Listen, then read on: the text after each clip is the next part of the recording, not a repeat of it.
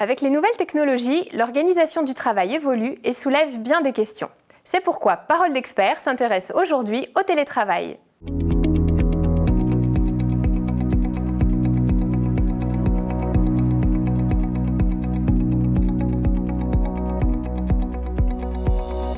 Bonjour à tous, bonjour Christophe. Bonjour Bénédicte.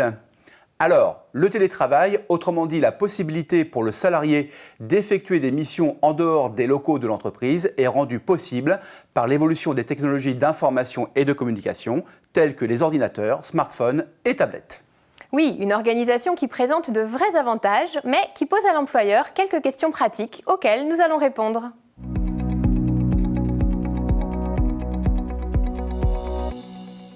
Pour le salarié, le télétravail est avantageux bien sûr puisqu'il permet d'économiser du temps et de l'argent sur les transports ou la garde d'enfants.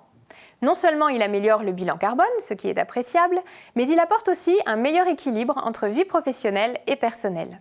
Pour l'entreprise, le télétravail permet également un gain de temps sur les transports au profit des tâches professionnelles et un accroissement de la productivité qui s'accompagne d'économies sur les charges de structure.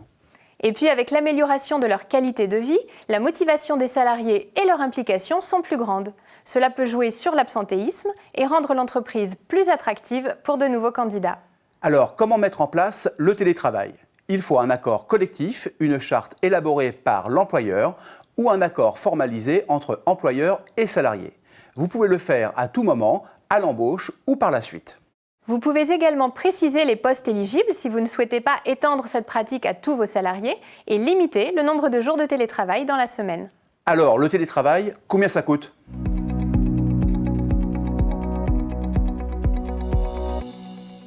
Première question, un salarié travaillant de chez lui peut-il demander qu'on lui rembourse une partie de son loyer, Bénédicte ?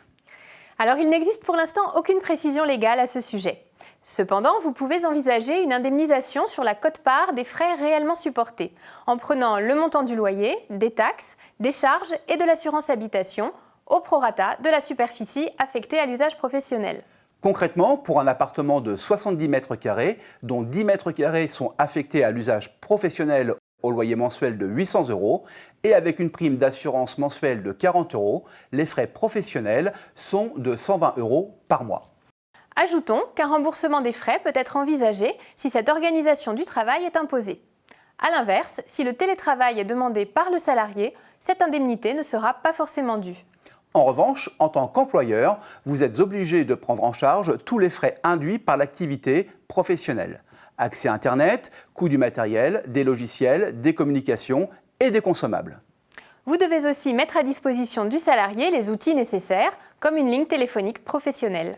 Alors, une fois tout cela mis en place, comment s'organise le travail ?